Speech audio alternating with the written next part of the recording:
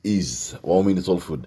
I'm Victor Salamba. This very glorious Friday, dear listener, the 12th day of March, the year of our Lord, dear listener, 2021. The year is flying already halfway through the third month. I hope that God has been good to you, and I believe that He has been good to you this far that you have come. Dear listener, today we jump into the morning reflection, and today I'm talking about something that looks to be a bit common sense, but it's not common sense, and I'm talking about why your ex should remain your ex. Because I'm saying it should be common sense, but it's not common sense. It's because whenever you're in a relationship, the biggest threat to any relationship, to be very honest, is the person who you call your ex. And I've seen marriages being broken by their exes, relationships being broken by people's exes. I have seen them being a cause of pain, a cause of insecurity, because people refuse to cut links when they should have cut links. Now, this, as I say, as I like to say, is a catalyst of disaster. And there are people who, with no necessary urgent reason, keep contact with their exes. Someone is married for 15 years and they're still in contact with exes. In fact, I have cases in my office I'm dealing with right now, whereby you find that people have been married for 17 years and ended up having an affair with a person they were with back in college. An ex they had in college, 18 years into a marriage, 17 years into a marriage, because they were unable to cut the links at the time when they should have cut the links, dear listener. Because remember that there is history involved, and this history is dangerous. So why should they remain where they are? Unless you share a child, there is no reason why to keep unnecessary communication with your ex. So here are the reasons why an ex should remain an ex. Now, this doesn't mean that an ex is a bad person. No, I'm just saying for the sake of the relationship, their presence in your life is not good. I'm not saying your ex is out to destroy you. What I'm saying is that, in truth, is that they are not a good ingredient in the relationship. The same way you are not a good ingredient in their future and in their relationship. Number one, an ex represents a part of your life but is exclusive to you. An ex represents a part of your life that is exclusive to you. What does it mean? It means that there's a history that I share with this particular person that my partner does not share with me. Meaning there's a part of my life that someone is exclusive to that my partner is not. This, my dear friends, breeds insecurity and room for mischief. Because when I sit with this person to talk, we can talk about a part of our lives where only the two of us have a history and my partner does not have a history. That, dear listener, is room for mischief. Number two, an active ex provides an active screen of comparison. An active ex presents or provide an active screen of comparison, in that your partner has a walking report form in front of them, because they'll always see, there's nothing as bad as, and I've seen people at times comparing. That is one thing. I've had people in relationships whereby you find a husband comparing the wife to the ex, or a wife saying, my ex used to do this for me. I've seen those comparisons. But what is worse is that if they're in the picture so much, then your partner has got the privilege, unfortunate privilege, of looking at a report from every single day. They'll always see the strengths, the weaknesses, the differences your ex has versus their own. And this can make them question their value and their worth in your life. Having an active ex, dear listener, is an active screen of comparison for your partner. They are every day looking at a report form that they are measured with. And when they see the two of you cracking jokes, or they see this one looks better, or has dressed better, or is succeeding more, there's always that room that creates a bit of chaos.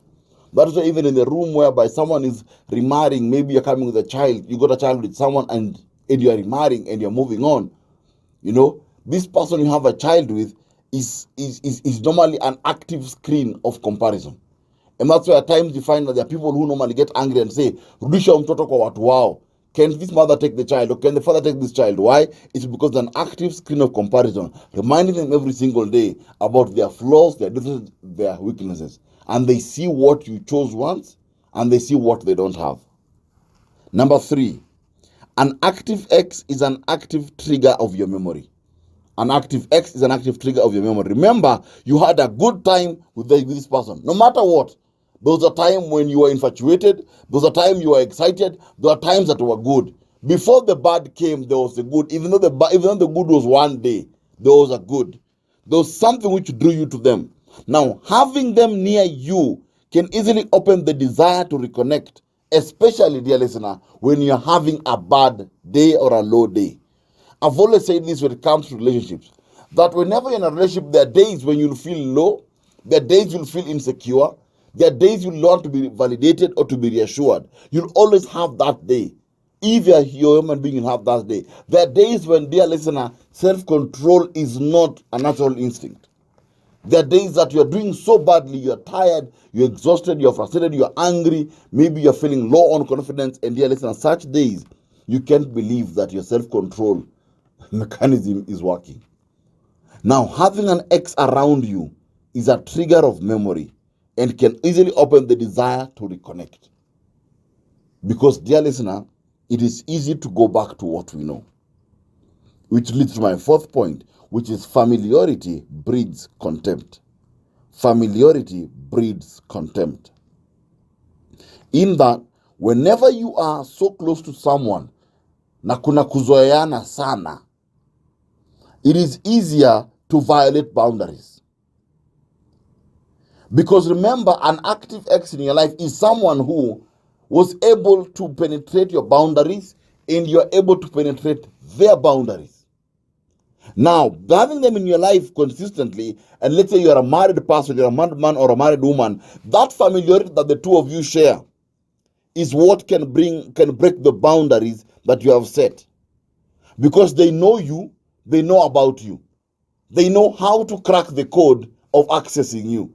They know what words to say to get your attention. That even though you're saying you have boundaries and you're faithful to your partner, they know that there's a part of you I know that I can be able to access. They are familiar to you. Familiarity breeds contempt.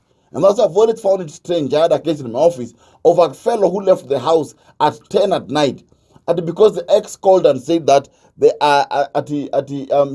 she's very unwell, and she's vomiting what, and she has no one to call, and I don't know what. And this man gets in the car 10 o'clock at night and drives and goes there.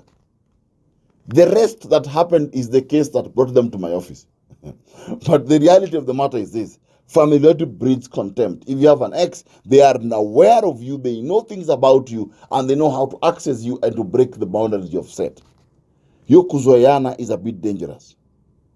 Number 5, it's a show of respect to your partner.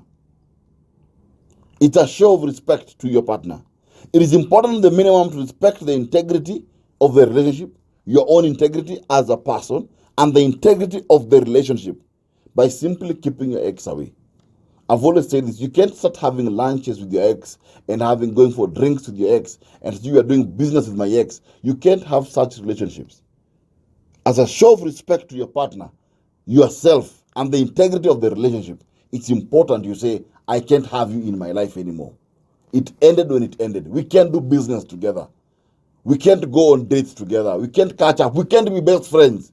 This is another madness that comes about. Someone says that me and my ex nowadays are best friends. But now you are a married man or you're a married woman.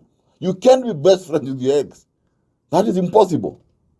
So as a show of respect to your partner. Number 6, an active ex is an indication that the relationship never really ended.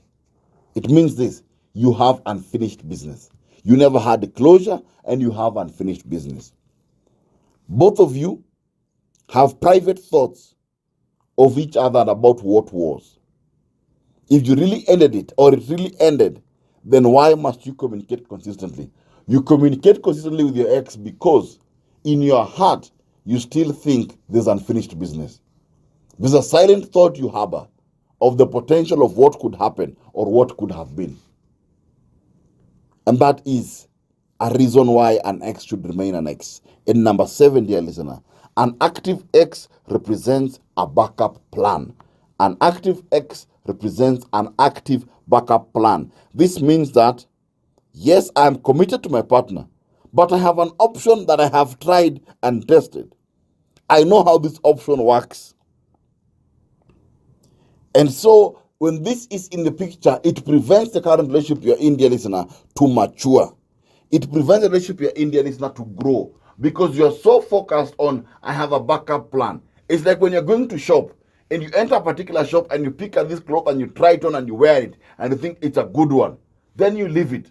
Then you go hoping to get something better. But when you're shopping with something better, you're comparing with what you left down the road. It is easier for you to say, I won't even go that far down the street. And you will go back. Same thing when an ex is active. When an ex is active, it means that I'm in a marriage, but my options are still open. I have a person I have tried and tested, and as long as they're still available, I have an option. Basically, what is Victor saying this morning? I'm saying this, that one of the things that you can do to interfere with security in your relationship and integrity of your relationship is when you're constantly communicating with your ex. And I've said this, there are people married 18 years, 17 years, and they're still talking to the flames they had back in college. The only reason why you communicate to your ex is because you have a child together, and this child is known by both you and your partner is part of the communication. That is the only reason. Apart from that reason, dear listener, there is no way on earth you are allowed to communicate with your ex. For what benefit and to what end? It is dangerous for your marriage. It is dangerous for your relationship, dear listener. And also, dear listener, this reflection will be available on my Facebook page, Victor Salamba, during the course of this wonderful day. Have a blessed morning. See you very soon.